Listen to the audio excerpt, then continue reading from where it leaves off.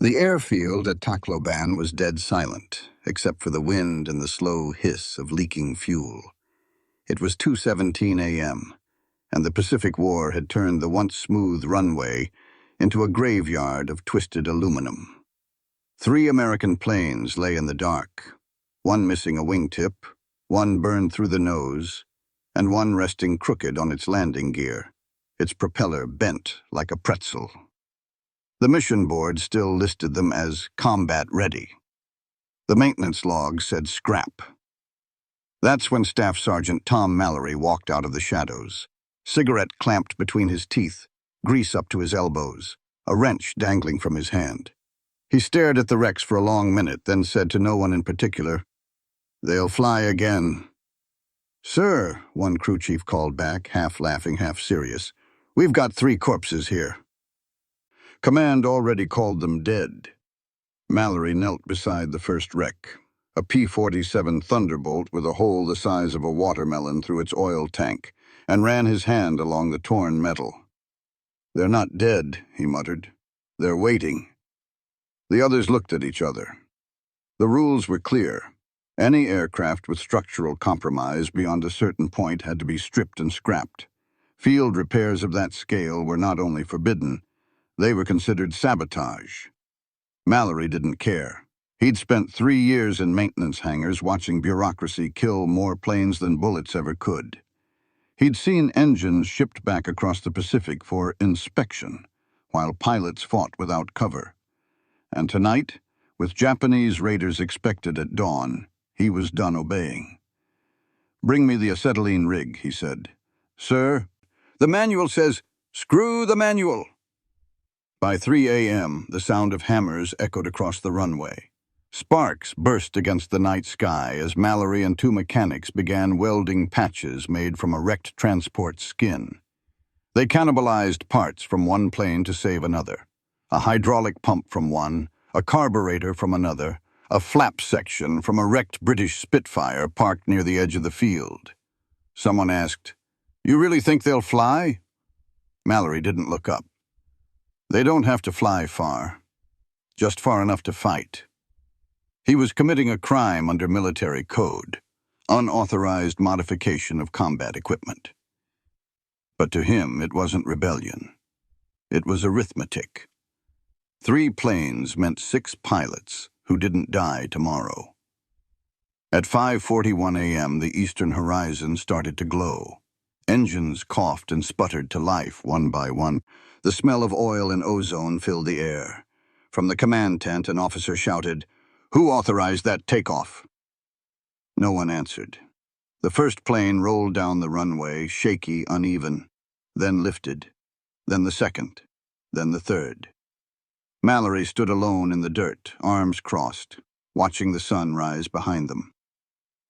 48 hours, he whispered. "That's all it takes to turn junk into killers." He flicked the ash from his cigarette, turned back toward the hangar and said, "Now, let's fix the next 3. For most of the war, airmen treated mechanics like background noise. Essential, invisible, and easily ignored. They were the ones who patched bullet holes, replaced spark plugs, topped off oil tanks, and pushed planes onto the line. Heroes had wings, mechanics had wrenches. The official doctrine said their job was maintenance, not creation. "Repair only to specification," the manual read. "No field modifications without command approval." In a system obsessed with control, improvisation was considered dangerous, even insubordinate. But out on the front lines, the math didn't care about manuals. By 1944, the U.S. Army Air Forces were losing aircraft faster than factories could replace them. In the Pacific alone, more than 400 planes a month were being written off, many not from combat, but from mechanical failure, crash landings, or transport accidents on rough coral strips. Planes listed as beyond repair were often just victims of paperwork. Mechanics knew it. They saw the waste every day. Engines still good, fuselages that could be patched, landing gear that could be rigged to hold for one more mission. But the logistics chain was too rigid. A single missing part could ground an entire squadron for weeks, That's where the quiet rebellion began. Across the Pacific, in jungle strips and half-flooded fields, mechanics started bending rules. They used radio wire for engine connectors, Coca-Cola bottles as emergency fuel filters, chewing gum to seal hydraulic leaks. These weren't acts of desperation. They were acts of survival. Tom Mallory embodied that defiance. He wasn't a rebel by nature. He was a technician by obsession. To him, every machine had a rhythm, and if that rhythm could be restored even imperfectly, the machine still had a purpose. He'd watched too many officers write scrap on planes that just needed imagination. The misconception ran deep, that machines only worked when built in factories. That only engineers could innovate. That a man with oil on his hands couldn't outthink one with a degree. Mallory lived to prove them wrong. He didn't have blueprints. He had instinct. He didn't quote manuals. He quoted experience. Metal doesn't know it's broken, he once said. It just waits for someone to remember how it was supposed to feel. And that night at Tacloban, with 3 crippled planes sitting silent under a rising moon, he remembered. He knew the stakes. If those planes failed in flight, he'd face court-martial, maybe prison. But if they didn't fly, dozens of men on the supply convoy offshore would die unprotected. That was the paradox of the mechanics' war. The rules existed to save lives, but following them too closely could cost even more. The official philosophy said, "Do your job." Not more. Mallory's philosophy said, "If it's not flying, it's dying." That was the moment the myth broke. The idea that mechanics only patch planes. Because within 48 hours, 3 wrecks would prove they could build killers instead. And every man who flew them would learn the same lesson. Behind every victory in the sky, there's a pair of dirty hands the world never sees. By late 1944, the Pacific War had become a war of logistics, not just of bombs and bullets, but of bolts and bearings. On paper, the United States had overwhelming air superiority. In reality, hundreds of aircraft sat grounded on every island from Guadalcanal to Leyte, broken by rain, heat, and neglect. The average crash rate for U.S. Army Air Forces in the Pacific was 1 aircraft lost for every 300 sorties, and only half of those losses came from combat. The rest were accidents, landing gear collapses on coral runways, engine failures during takeoff, or fuel leaks caused by vibration and tropical corrosion. For every plane destroyed in air combat, 2 more were crippled by maintenance problems. The system wasn't built for that. In the United States, repair centers were marvels of precision. Clean floors, calibrated tools, proper parts. But halfway across the ocean, in jungle humidity and salt air, those same rules turned into obstacles. Every part required a form. Every form required approval. Every approval could take weeks to travel through a chain of command that moved slower than the weather. Planes that could have been repaired in a day were left to rot in the rain. The U.S. Army called it equipment attrition. Mechanics called it murder by paperwork. The manuals were clear. A plane with structural damage or more than 20% system compromise had to be written off. It was safer to wait for a replacement than to risk a field repair. But replacements took months. Factories in Kansas and California worked around the clock, yet the bottleneck wasn't production. It was distance. By the time a new aircraft reached the front, pilots had been lost, missions scrubbed, and lives paid for waiting. That's where men like Staff Sergeant Tom Mallory came in. He was one of thousands of line mechanics, men who learned by touch, not textbooks. Their tools were dull, their hangars half-collapsed, and their parts bins nearly empty. Yet these men kept the sky alive. Officially, they weren't allowed to modify flight systems or weapons mounts. But when faced with a convoy under threat and 3 grounded fighters, Mallory saw the same thing every real mechanic sees, a rule that didn't fit reality.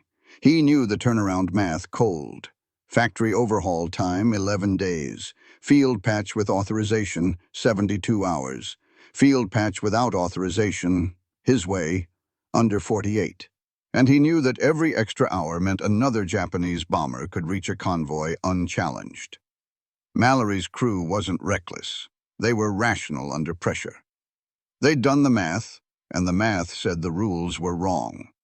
That was the quiet tragedy of wartime procedure. Safety was designed for peace. In combat, every regulation built to prevent death could cause it instead. By December, those rules had stranded over 800 aircraft across Pacific forward bases. Almost a full wing of fighters lost not to the enemy, but to caution. Mallory didn't have the luxury of caution. His strip at Tacloban was hit nightly by raids. Every engine, every gun, every gallon of fuel mattered. When 3 crippled planes were wheeled into his bay, the paperwork said scrap. But to him, they were a puzzle, a challenge, maybe even a prayer. He rolled up his sleeves and said what every real innovator says when facing impossible odds. Let's see what happens if we break everything they told us not to. It was a gamble. But in war, time is always the highest currency. And Mallory had just decided to spend all of it. Within 48 hours, those wrecks would rise again. And every rule written in an office 6,000 miles away would start to crumble.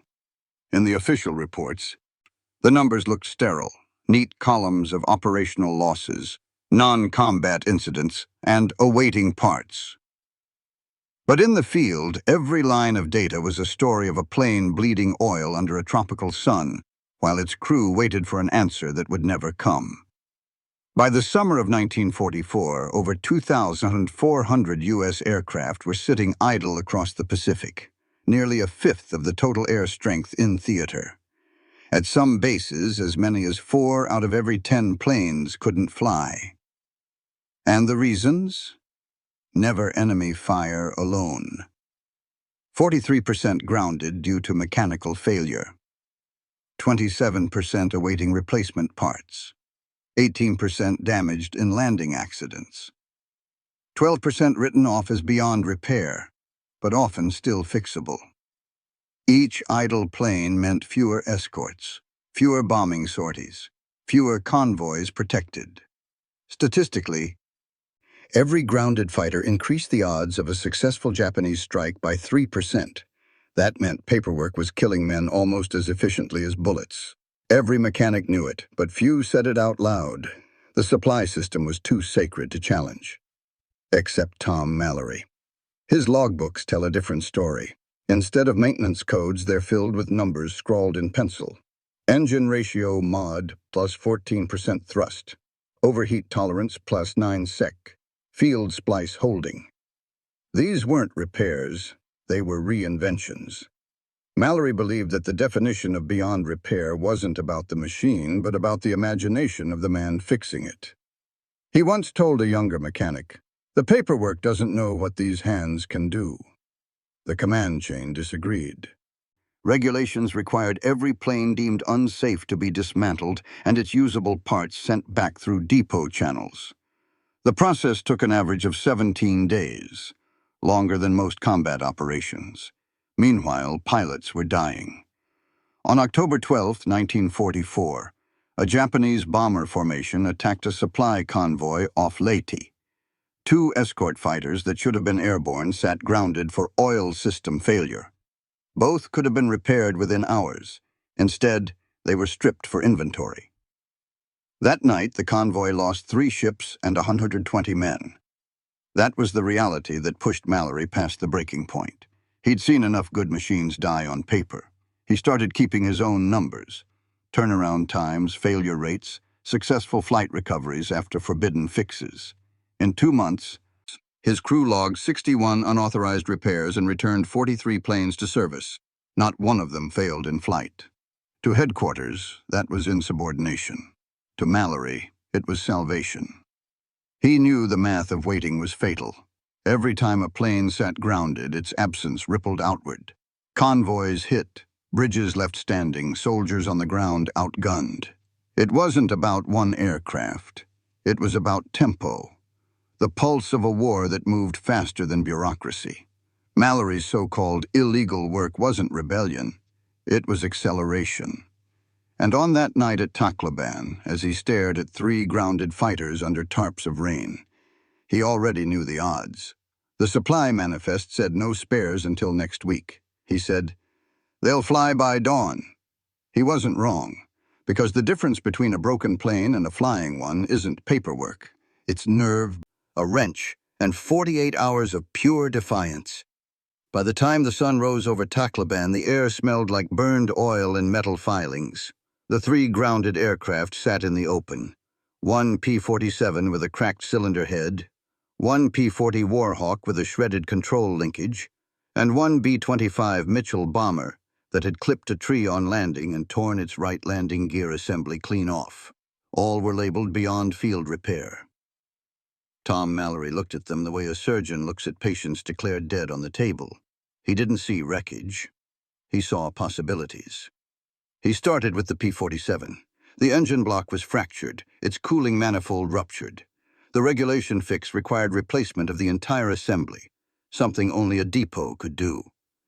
But Mallory remembered something he'd seen once in training, an experimental technique called sleeving, using sections of aluminum pipe to reinforce cracked manifolds.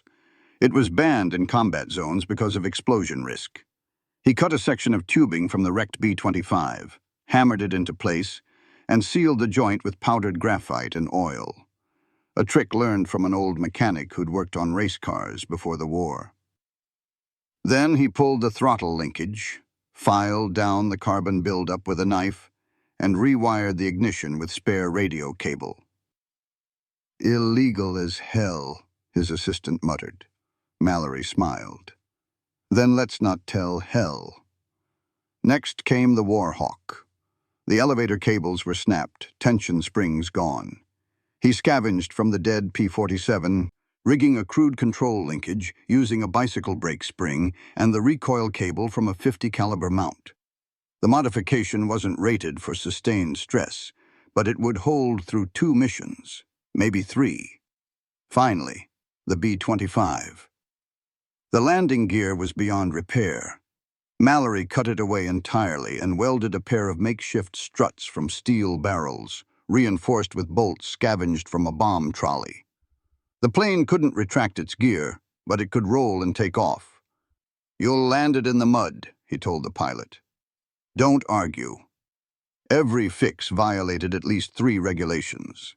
He bypassed pressure valves, rewired limit switches, and filed fake inspection tags with the initials of officers who were still asleep. At noon, the base commander arrived, furious.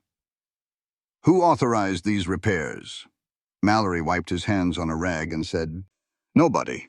But I figured you'd prefer fighters over forms." The officer glared. "If these planes crash, you'll hang for it." "If they don't," Mallory replied, "you'll thank me for it." By 1500 hours, the engines roared to life. Uneven at first, coughing smoke, then clearing into a smooth mechanical growl. The pilots were nervous, but there was no time for tests. Radar had picked up enemy bombers inbound. Another strike on the supply convoy. "Sir," one pilot said, strapping in, "you sure this bird's safe?" Mallory handed him a wrench, still hot from use. "If it falls apart, hit it here." The men laughed because the only other option was fear. Minutes later, the first plane thundered down the runway. The patched landing gear rattled, the repaired engine shrieked, but it lifted. Then the second. Then the B-25, lumbering into the air on its bent legs, the crowd holding its breath until its shadow cleared the tree line. Mallory watched them climb into the sky. 3 ghosts made of spare parts, defiance, and bad paperwork. One of the younger mechanics whispered, "Sir, we just broke every rule in the book." Mallory nodded slowly. "Then we'll write new ones when they get back." That night, the sky over the bay flashed orange. The radio confirmed what the wrench already knew. 3 planes, 7 kills, 0 failures. And for the first time, the base log listed a miracle next to his name. Though officially, it would read only, "Aircraft returned to service after extensive field modification." Unofficially, they called it what it was: an illegal resurrection. By the next morning, the base smelled like victory. oil, smoke, and salt. 3 planes that had been written off less than 2 days earlier now sat refueled, their machine guns smoking, their fuselages dented from combat, but intact. The pilots walked back from the briefing tent, half stunned, half grinning. None of them understood how they'd survived. The math didn't make sense. 3 wrecks, 48 hours, 7 confirmed kills. When you broke it down, Mallory's illegal repair spree had changed the entire tempo of the front. Each fighter sortie covered roughly 180 miles of convoy zone. Multiply that by 3 planes flying 3 missions in 2 days. That's over 1,600 square miles of ocean defended by aircraft that weren't supposed to exist. Each returning sortie meant fewer bombs dropped on U.S. shipping, fewer soldiers dying on the beaches, fewer nights of silence from crews who never came home. And by every metric, the system shouldn't have worked. Factory-grade aircraft maintenance required controlled tools, heat-treated materials, torque-calibrated bolts, and quality inspections. Mallory had replaced all of that with scavenged junk, a welder running off a stolen generator, and pure nerve. And yet the results were undeniable. The engines ran cooler than expected. The airframes held together through dive runs that exceeded structural load limits by 40%. Even the improvised elevator cables on the Warhawk performed better than standard-issue replacements. When command reviewed the after-action reports, their first assumption was sabotage, that the numbers had been inflated, that the victories were fiction. But gun camera footage confirmed every kill. The planes had worked. The pilots had lived. That was when the collapse math began to make sense. Every rule that governed the Army Air Force's logistics, safety margins, part inventories, maintenance cycles, had been designed for peacetime stability. Mallory had exposed what no one wanted to admit. In total war, precision collapses under urgency. Factories build machines for reliability, mechanics build them for survival. And survival has its own physics. Mallory didn't replace the system, he redefined it. By breaking 3 rules, he'd accelerated 3 separate timelines: repair, deployment, and retaliation. The turnaround speed from crash to combat ready had dropped from an average of 11 days to just 48 hours, a 500% increase in operational availability. Multiply that across an entire theater, and one rogue mechanic could mean the difference between holding a line or losing an island. The officers couldn't ignore it. They also couldn't endorse it. Official policy required discipline. Unofficially, Mallory's success began to ripple through the ranks. Mechanics on nearby strips started borrowing his methods, sleeving engine cracks, rewiring ignition systems, patching wings with scrap aluminum. Within weeks, the number of unserviceable aircraft dropped by nearly 20%. The Army didn't issue a commendation. Instead, it issued a new field directive. When no authorized parts are available, qualified personnel may attempt emergency restoration using on-site materials at their discretion. A bureaucratic way of saying Mallory was right, but no paper could capture what really happened. Because in those 48 hours, something deeper shifted. The ground crews, men who'd spent years being treated like invisible labor, realized they could shape the war as much as the pilots above. Every wrench twist, every illegal weld, every shortcut was another heartbeat in the machine that refused to die. It wasn't rebellion. It was recognition. They'd discovered the true math of combat maintenance. If you wait for permission, you lose the sky. And for 2 days in the mud at Tacloban, one mechanic had turned delay into velocity, and wreckage into warfighters. At dawn on the second day, the sound of engines shattered the silence, rough, uneven, but alive. The patched P-47, the improvised Warhawk, and the crippled B-25 lined up along the muddy Tacloban runway, their fuselages gleaming faintly beneath soot and sunrise. Mallory stood beside the taxiway, hands black with oil, cigarette half-burned as the first thunderbolt throttled up. The engine coughed, stuttered, then steadied, its sleeved manifold holding under pressure. The vibration was off by half a beat, but it roared like a heartbeat refusing to quit. Inside the cockpit, Lieutenant Harlan Buster Kane adjusted his headset. "You sure about this fix, Tom?" Mallory grinned. "If I wasn't, you'd be walking." "Fair enough," Kane said, and pushed the throttle forward. The Thunderbolt leapt from the runway like it had something to prove. Seconds later, the Warhawk followed, its elevator cables straining under tension, the tail swaying dangerously before leveling. The B-25 lumbered last, its landing gear locked down, patched nose glinting from bare aluminum. Heavy, defiant, unstoppable. In the control tent, officers watched silently, their expressions unreadable. One finally muttered, "If they make it back, I'll rewrite the manual myself." The mission was simple. Intercept an incoming formation of Japanese dive bombers reported heading for the convoy lanes northeast of Samar. But with half the base's fighters still grounded, the trio would be outnumbered at least 4-1. At 07:15 hours, radar confirmed contact. 9 enemy aircraft inbound. The pilots dove from the clouds to intercept. Kane's Thunderbolt took the lead, diving through sunlight and flak, his patched engine shrieking. He lined up behind a D-3A Val bomber, fired a 1-second burst, 400 rounds in the air, and watched the enemy plane disintegrate in a plume of fire. The recoil rattled his teeth, but the guns held. "Jesus, it works," Kane radioed. "Tell Mallory he's a damn wizard." Below him, the Warhawk slashed across the formation, cutting down another bomber before its escort could react. The cable-spliced controls were stiff, but the pilot could feel the machine fighting with him, not against him. Then came the B-25. Its landing gear jammed in the down position. The drag was enormous, but its twin patched engines gave it just enough thrust to close in on a pair of enemy fighters strafing the convoy. The bomber's nose gunner, flying with one eye bandaged from the last crash, fired a steady burst. Both enemy planes caught fire and spiraled into the sea. The entire engagement lasted 6 minutes. By the time the surviving Japanese fighters broke off, 7 enemy planes were down. None of Mallory's 3 broke formation. None exploded. None failed. When the trio returned to base, Tacloban's runway looked like a congregation ground. Ground crews lined the edges, watching as the planes landed. The B-25's landing gear buckling but holding, the Warhawk skidding through mud and stopping in a cloud of steam. As the pilots climbed out, one officer whispered, "Those were supposed to be scrap." Mallory smirked. "Guess nobody told them."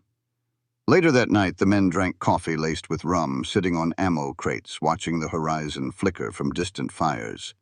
The pilots toasted Mallory, not as a mechanic, but as a co-conspirator in survival. He just shrugged. "I didn't fix planes. I fixed the clock." Because that's what the mission had really been. Not a test of mettle, but of time. In 48 hours, he had turned delay into destruction.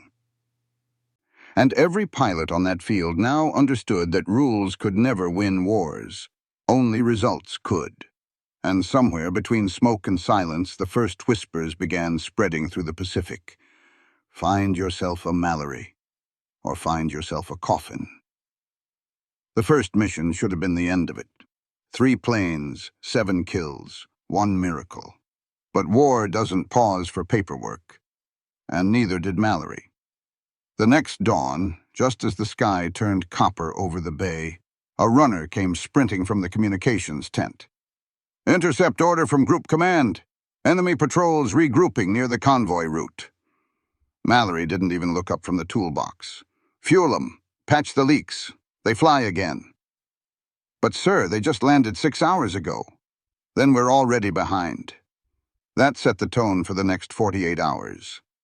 No sleep, no breaks, no backup. Mallory's illegal machines went right back into the storm. On the second sortie, the patched B-25 took heavy fire from a Zero during a strafing run. The right engine sputtered, trailing smoke. Over the radio, the pilot's voice crackled. "She's coughing, Tom. What did you use in that line? Chewing gum?" Mallory keyed the mic from the ground station. "No, soap."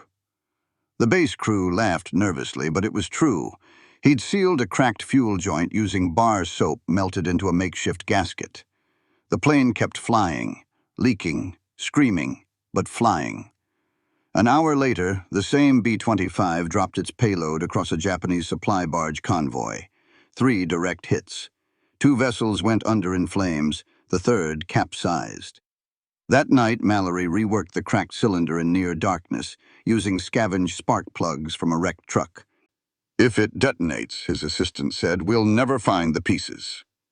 Mallory didn't look up. "Then we'll start again with what's left." The next morning, a tropical storm rolled in. Heavy rain, crosswinds, lightning streaking across the airfield. Command grounded all flights. Mallory ignored it. "These fixes are temporary," he said. "If we wait, they rot." Against orders, he helped Kane and his squadron launch through the rain. The wind nearly flipped the Warhawk during takeoff, but it stabilized, the spliced control cable creaking under strain. They found the enemy retreating through the cloud layer, twin-engine Ki-45 fighters escorting bombers back to their base at Cebu. Kane's Thunderbolt dove through the weather, guns blazing, tracers lighting the storm like electric veins. The Warhawk caught one of the bombers broadside and shredded it before lightning swallowed the sky. By noon, the storm cleared. The radio confirmed another 4 kills, and another impossible survival. The next evening, when the planes returned, the airfield erupted. Men cheered from the trenches, covered in mud, waving oily rags like flags. The pilots climbed out, exhausted, faces streaked with sweat and grime. "Tom," Kane said, stepping down from the P-47's wing, "your birds are monsters." Mallory grinned. "They just needed someone to remind them." He looked at the scoreboard painted on the hangar wall. 12 enemy planes, 4 ships sunk, all credited to aircraft that had officially been destroyed. For 2 straight days they fought, refueled, rearmed, and flew again, each sortie defying the maintenance charts, each repair pushing the planes further beyond their limits. The stats that week were staggering. Average repair time, 48 hours. Operational success rate, 100%. Kill ratio, 11-0. But the numbers didn't capture the truth. Every takeoff was a bet. Every repair was a prayer. Mallory wasn't just fixing planes anymore, but he was running a factory of defiance, a one-man production line for miracles. And by the time the storm passed and the skies went quiet, the base commander who'd once threatened him with court-martial found him in the hangar, asleep beside a wrench, surrounded by planes that shouldn't exist. The officer didn't wake him. He just looked around, nodded to the crew chief, and said, "Don't touch a damn thing. Whatever he's doing works." In those 48 hours, Mallory hadn't just repaired machines. He'd rebuilt belief. The kind that says war belongs not to those who follow orders, but to those who refuse to let steel die quietly. When the rain finally stopped, the airfield looked like a graveyard turned factory. Burned soil, twisted metal, and 3 patched aircraft still steaming from their final runs. The official report called them combat effective under temporary authorization. The pilots called them Mallory's monsters. Word spread fast. Across the Pacific, crews started whispering about a mechanic who'd broken every rule in the book and won a battle no one thought possible. It wasn't just the results, it was what those results meant. The illegal fix had become something larger than a story about parts and engines. It was a question of philosophy. When does following the book become a liability? The Army Air Forces prided itself on procedure. Every bolt had a torque spec, every circuit a standard, every repair a checklist. But those systems were designed for factories, not front lines. They worked in perfect environments, the kind that didn't exist where men bled on runways. Mallory's act of defiance had exposed the truth hiding beneath the bureaucracy. The math of control fails in chaos. When every variable turns unpredictable, weather, supply, combat, time, perfection isn't safety. It's paralysis.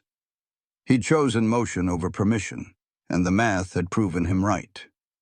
3 planes resurrected, 12 kills, 4 ships sunk, and 0 mechanical failures. It was statistically impossible under the rules, and that was exactly the point. Command couldn't punish him without admitting their doctrine was broken. So they compromised. They quietly drafted a new field memo under the heading, Emergency Discretionary Repairs. It allowed mechanics to exercise judgment in the absence of command oversight. Mallory's methods had become law, but without his name. That's how the military works. Innovation born in disobedience, codified in silence. The men who followed him didn't need recognition. They just needed permission to think. In the following months, Mallory-style repairs appeared in maintenance reports from Okinawa to Iwo Jima.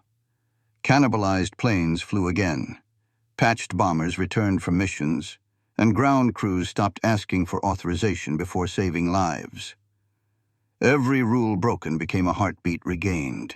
And yet, when asked later if he was proud, Mallory said, "Pride doesn't keep planes in the sky. Work does." He didn't think of himself as a hero. He thought of himself as a man who'd run out of patience with bad math.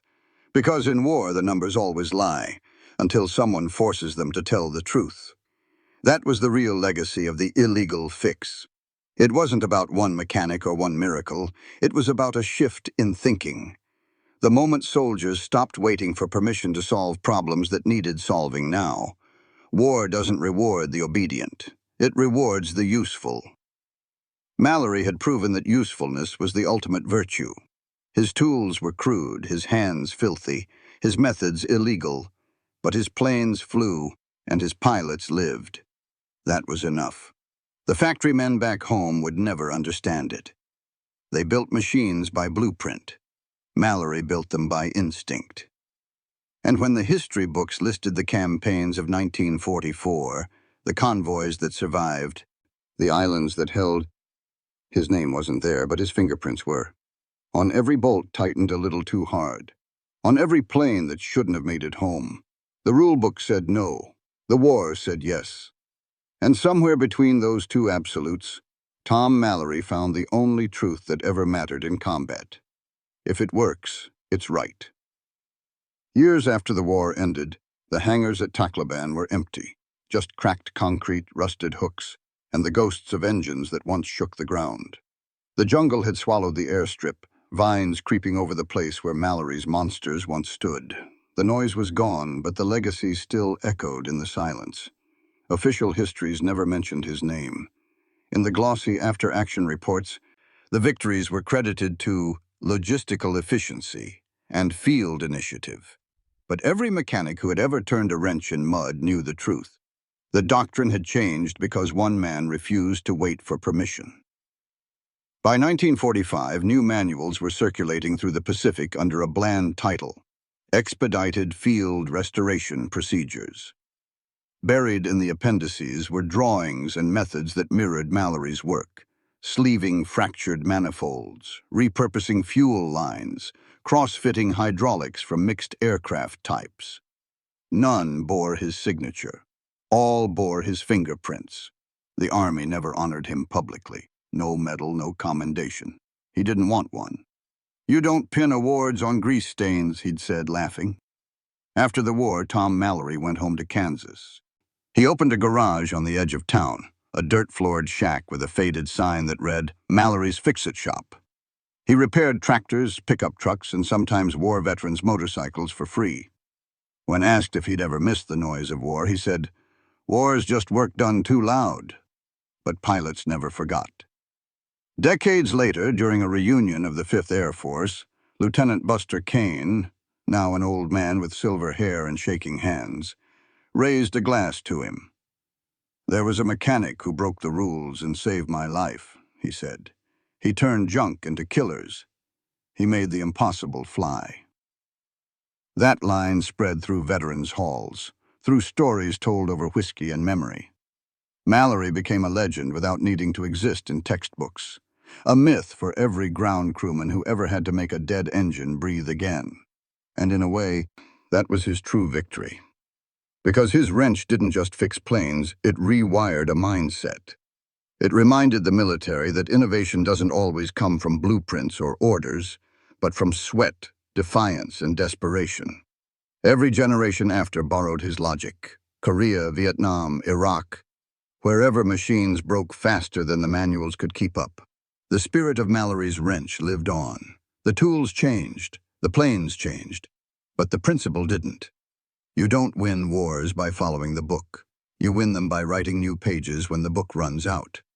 Somewhere in a forgotten hangar, a mechanic still wipes grease from his hands, looks at a broken machine and mutters, "Let's see what happens if we break the rules." And that's how the cycle continues. Because the real engineers of victory were never the ones behind desks. They were the men who refused to believe that failure was final. Tom Mallory didn't just fix planes. He fixed the idea of what was possible. And though history forgot his name, every spark from every wrench that ever turned in defiance still speaks it in silence.